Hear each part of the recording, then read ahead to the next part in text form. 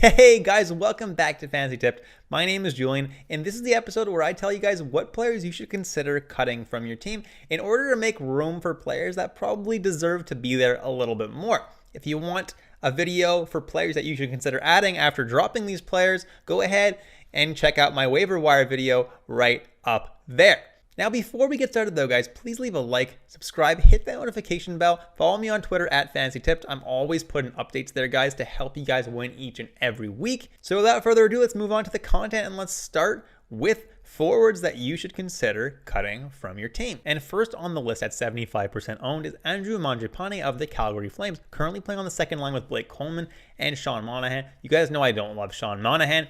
And Andrew Mangiapane is someone who's been scoring a ridiculous amount of goals this year. Has 18 goals and only 3 assists, which is 21 points in 33 games this year, which is good. But if those goals start slowing down, he's not that valuable for you. He doesn't get to play on the top power play in Calgary. Clearly, he hasn't needed it so far, but that shooting percentage is over 20% right now, which is absolutely super high and unsustainable. And that's why recently he's been slumping a little bit. I don't think he's a drop in all leagues, guys. So if you're in a deep league, obviously you're not dropping Andrew Mangiapane. But if you're in a shallower league and there's guys out there that look like they might be better for you than Mangiapane, I would absolutely jump on them. Then I have Martin Necas, and he's also not a must drop. He's doing just well enough to merit holding onto in most leagues. However, his stats are very average with 19 points in 30 games this year, and he doesn't put up a whole lot for peripherals either. So basically what I'm saying, much like Mangiapane, if there's someone out there floating around on your waiver wire that has a little bit more upside, don't be scared to pull the trigger. In deep leagues, you're obviously not dropping Martin Necas. There's nobody better out there. But in shallower leagues, there may be better options. Next is Alexis Lafreniere of the New York Rangers, 30% owned, and he was recently promoted to the second line in New York and has honestly looked pretty decent playing there with Ryan Strome. The thing is, the reason he's there is because Panarin's in the COVID protocol, and by this week, Panarin should be back, in which case Lafreniere will be demoted right back to the third line, where he hasn't had any kind of value fantasy-wise all year. Then I have Cole Caulfield of the Montreal Canadiens, and I'm a Habs fan, so this kind of hurts me, but he's not been good this year, unfortunately, and the Habs as a whole have sucked, and he's been just a disappointment so far. So holding Cole Caulfield aside of dynasty leagues, it's not really worth it. Cole Caulfield may be a great player in the future, but it's definitely not going to happen this year. Then I have Eli Tolvanen of the Nashville Predators, 18% owned. He was bulk added before the Christmas break because he was on a really hot streak. The thing is, he's no longer getting top power play time in Nashville because the whole team is healthy again. And a line with Ryan Johansson is fine, but he's not really been producing a whole lot on it, so it's not really worth holding Tolvanen anymore. If there is an injury in Nashville, then you might consider adding Tolvanen back because he will end up back on that top power play. And then I have Ondrej Kase of the Toronto Maple Leafs, 11% owned, and he's not only injured, but he was also playing on the third line before getting injured, so it's really not worth holding on to him anymore. Now that Toronto's healthier, it just doesn't make sense to have Kase on your team anymore. Then, like I mentioned in my last video, there are 4 teams this week that have really bad schedules. Calgary, Edmonton, Minnesota, and Vegas all only play 1 game this week. So if you have low-owned players from these teams, like Sean Monahan, Yamamoto, Brodin, Dadonov, you might want to consider dropping these guys just because you're not really getting a lot out of them this week, just by default, since their teams only play 1 game. Jumping into some defensemen now, and first on the list is Dmitry Orlov of the Washington Capitals, 63% owned, and Orlov is someone who, in my opinion, is getting a little bit lucky this year in terms of points scored. He's almost as many points as he scored last year in 55 games, so that doesn't make a whole lot of sense to me, and he's never someone who scores a lot of points offensively. He's never really been that, aside from 1 season where he scored over 50 points.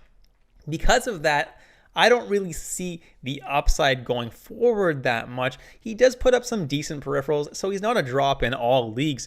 But Orlov is definitely not someone who should be 63% owned. Usually he's owned around the 20 to 30% mark, which makes a little bit more sense in my opinion. Then I have Oliver Ekman-Larsson of the Vancouver Canucks, who's still 50% owned, which doesn't make any sense at all to me.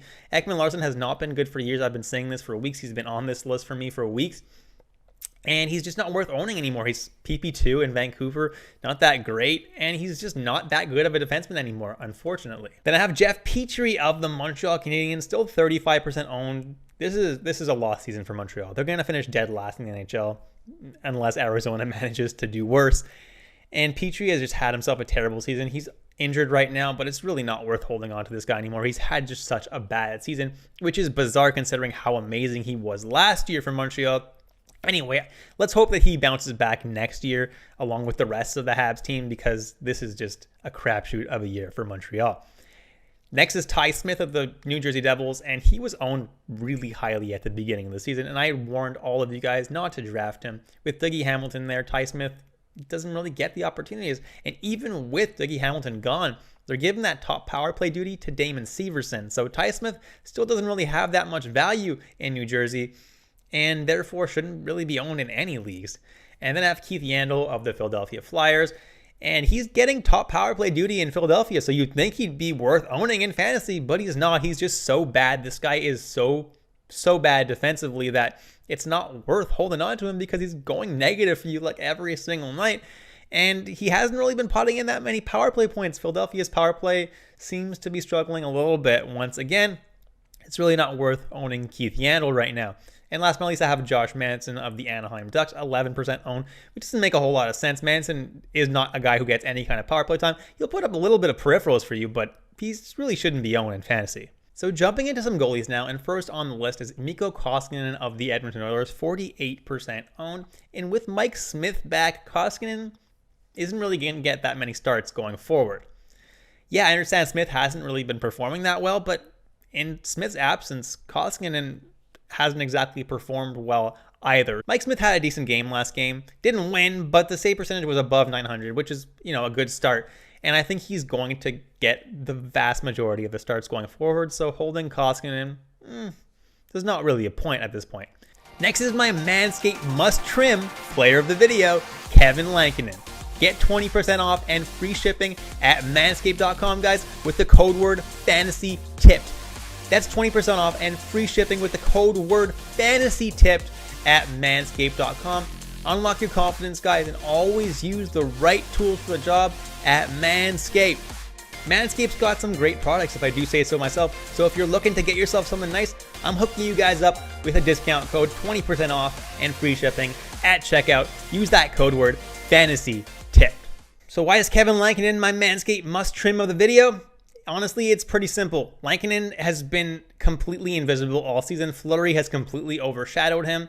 And for some reason, he's still owned in like 1/3 of leagues. It doesn't make any sense. Even in my league that goalies are super heavily valued, like they're really, really valuable in this league, Lankinen is ranked 566, which is so bad. You should not be owning Kevin Lankinen. He doesn't get a lot of starts, and when he does, he doesn't do that well. So unfortunately, Lankinen shouldn't really be owned in any leagues right now. And then I have Anthony Stolarz of the Anaheim Ducks, and Gibson was put on COVID protocol. So Stolarz obviously was picked up by quite a few teams. But for this coming week, Gibson should be back by their next game on Tuesday. So Stolarz doesn't really have that much value. It might be worth holding on to Stolarz for Tuesday's game in case Gibson isn't ready. But after that, Gibson definitely should be back. So Stolarz is no longer a hold. And next I have Calvin Peterson of the Los Angeles Kings, 23% owned, and he's been really bad this year, unfortunately. He was supposed to be the starter in LA this year, but he's played so poorly that Jonathan Quick has basically resumed his starting role in Los Angeles and is starting basically every game at this point. At first it was Peterson's crease to lose, and then it was a 50-50 split, and now he's like getting no games at all. So unfortunately, Calvin Peterson, this is a lost year for him. Hopefully he can do better next year and really actually steal that starting crease. And last but not least, I have Casey DeSmith of the Pittsburgh Penguins, 11% owned. And I understand that Jari was on the COVID list, so obviously people picked up DeSmith, and then Pittsburgh had a back-to-back, and DeSmith did so bad, so Jari had to come in and win the game for him. DeSmith is just not worth owning, guys. Jari's been so amazing this year, and DeSmith has been really bad, and that's all I have to say for that. So definitely not worth owning Casey DeSmith. And that's it, guys. Thank you so much for watching all the way through. Please leave a like, subscribe, hit that notification bell, and I'll catch you in the next episode of Fantasy Tipped.